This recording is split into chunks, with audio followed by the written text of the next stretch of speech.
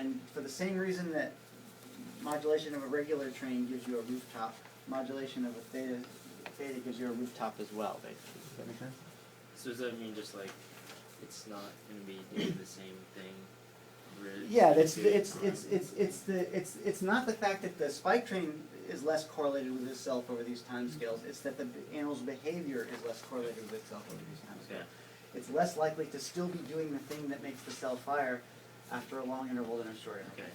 Okay. Okay, and I mean, I'm glad that you guys are asking these, deep, insightful questions because, like I said in class, many of you are not going to go on to be neuroscientists and study these things yourself. But if you go into any area of science or medicine, these concepts will reappear. This is stuff that is good to know about, no matter if you're going to be in any kind of scientific enterprise at all. Spectral analysis, stuff like this is going to come up. So I'm glad that you guys are asking these questions. Yes. So you could have two different cells with the same tuning curve but different power spectrum based on the pattern, whether it's regular, whether one is regular and the other one is random. For the firing rate, Yeah. sure, absolutely, yes, that's exactly right. The firing rate, the spike rate does not tell you whether the spikes are coming along periodically or randomly, and that's what shows up in the power spectrum. That's exactly right. Other question? Yes.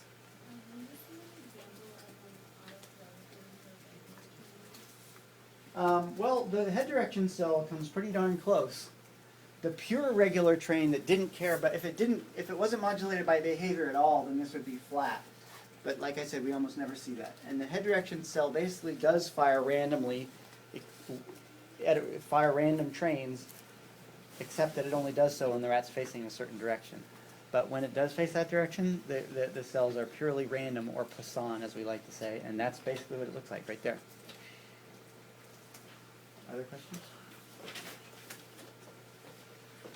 Yes? So could we say that if it has, can we make a general rule that if it has like a sinusoidal burst frequency, then it's definitely going to be a theta cell? Well, no, because there are cells that burst at other frequencies besides theta in the brain. In the brain areas that we have been focusing on in this class in rats, theta really dominates, and that's all we've really seen. Although some of you have seen some slightly bigger, like in some of the data you guys looked at, there were some 10 hertz oscillations and stuff, but for the most part, theta is technically 4 to 12, so 10 would still be theta, but there are other neurons in the brain that burst at different frequencies, and in that case, you would detect that and see it as a peak at some other point on the x-axis. It's perfectly possible for that to happen, in the brain. There are many different rhythms, brain rhythms, and you may know from other classes that we use Greek letters to identify them, like alpha waves, beta waves, theta waves, gamma waves, and those are all different frequency ranges, and you can see all of those different kinds of frequencies of neural activity in the brain depending on where you're looking. Where we happen to be looking is where theta is most dominant. Yes? So in the part of the brain that we're looking, is theta rhythmically driven though? Like Is that the source of it, you mean? No, I mean, like does theta change periodically throughout the day? Oh, well, we've seen that what theta really cares about most of all is like the type 1 theta that we care about seeing anyway, is like whether the rat is moving or not.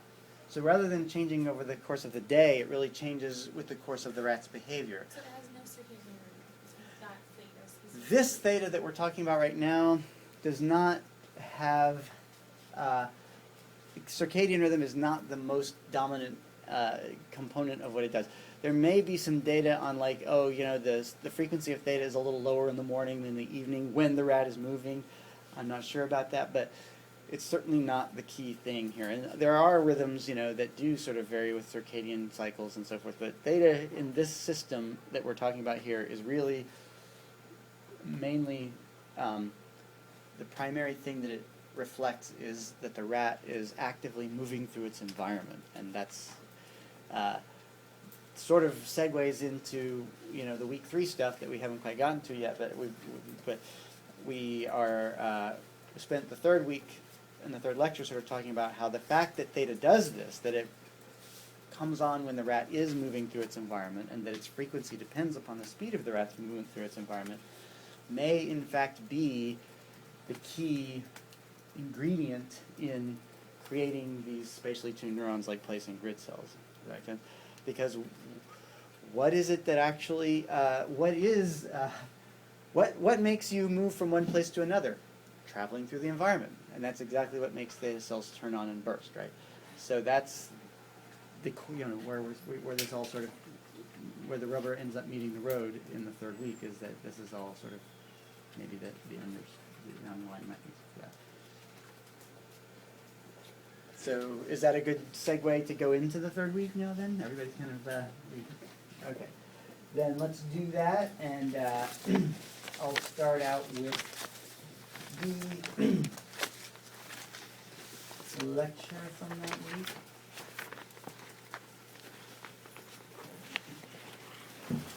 Isn't data frequency a burst frequency or a spike frequency? It can be both.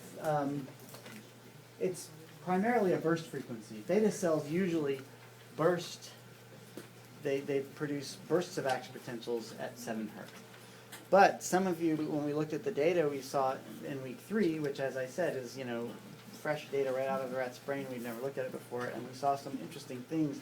We basically saw some regular firing theta cells that was pretty interesting, where they were firing single spikes at the theta frequency, pop, pop, pop, pop, pop. So that was kind of cool. But so I couldn't say that that doesn't happen, but mostly it means bursting. Bursting. Yeah. Okay, so getting back to this idea, there was a question in the other room about population activity, what a population vector is, and this is the population vector, really. We imagine that there's a bunch of head direction cells that are arranged in a circle like this, so that cells that are next to each other in the ring have adjacent directions that they prefer. So if a rat is facing north, then this cell fires at the most, and these cells fire less, and these cells fire not at all. I didn't make them have a 0 diameter because then they wouldn't be there anymore, but they fire not at all. And so basically, if you know how the activity, the firing rate of every neuron in this ring, then you kind of really know what direction the rat is facing, right? Because you know where the bump is, I call it the bump, the locus of greatest activity in the ring tells you what direction the rat is facing. And as the rat turns its head, that bump of activity circles around the ring in exact correspondence with the rotation of the rat's head, so that we always know by looking where is the bump of activity in this ring, we can infer from that, from the population vector of activity, what direction the rat's head is facing. And then we sort of discussed how an oscillation is really just, in the abstract, a point going around a circle. And here we have a bump of activity going around in a circle, so we could certainly build a model of an oscillator out of a circuit like this. And we said that really the head direction circuit is an oscillator. It's a circuit in which activity goes around in a circle.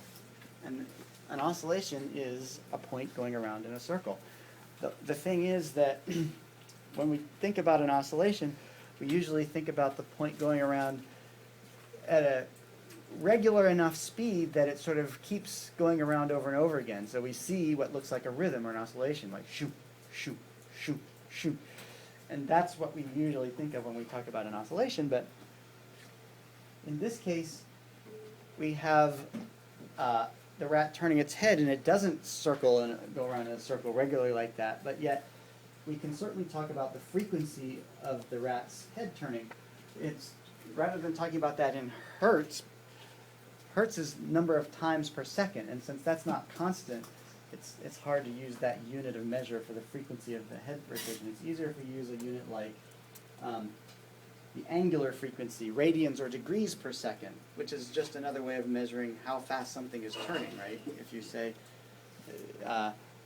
if you want to measure rotation, you have to measure it in some unit of angle per unit of time. So degrees or radians per second is a measure of rotation speed and is also a measure of what we call angular frequency, the speed at which some angle is changing.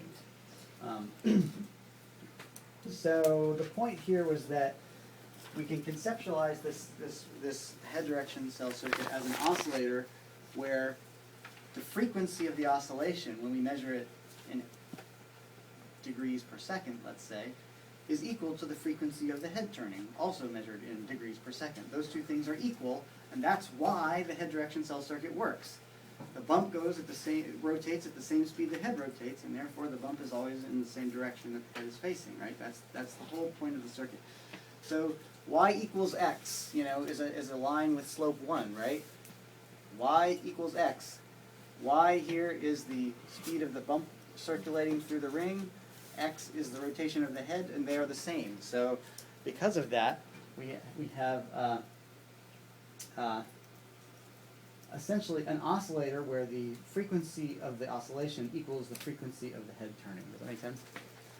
And so we then said that we've seen that theta rhythm is an oscillation, more regular, more periodic than head turning. And it also is an oscillation whose frequency depends upon a velocity. The head direction signal is an oscillation whose frequency depends upon angular velocity of the head.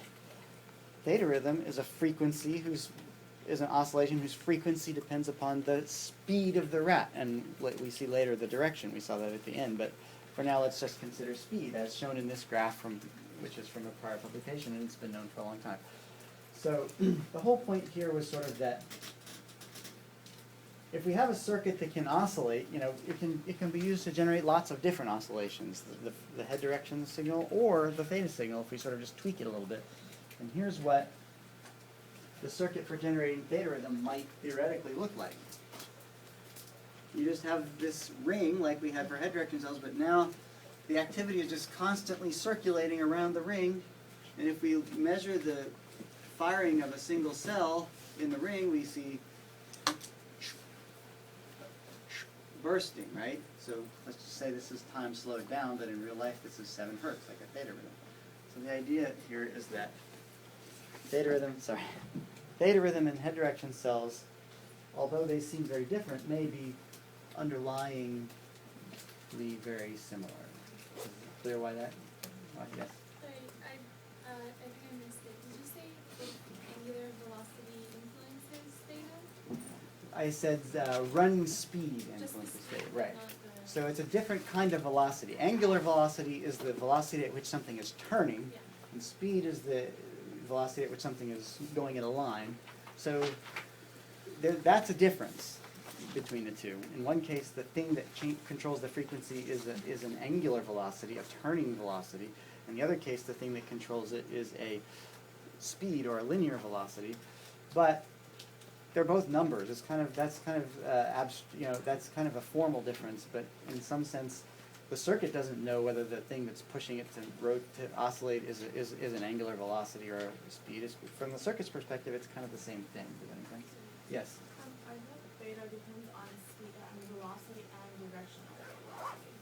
Yes, that's right. And so we did get to that at the end. But so for now, we're just concentrating on speed for simplicity. But you're right about that, and that would have to be considered when we. Other questions? You want us to know the circuitry? Well, yeah. So this is important. So what's really important is this part of it, which is that we made this comparison between head direction cells and theta cells that they're both oscillations with frequencies that are controlled by a velocity. That's basically the similarity that they share. And it turns out that they share very interesting anatomical similarities as well, because as we have seen, there are head direction cells and theta cells sort of sprinkled throughout these areas like hippocampus and internal cortex where like place cells and grid cells, for example, are also found. So you see theta rhythm and head direction signals. You see both of these two kinds of oscillations up here in the hippocampus in these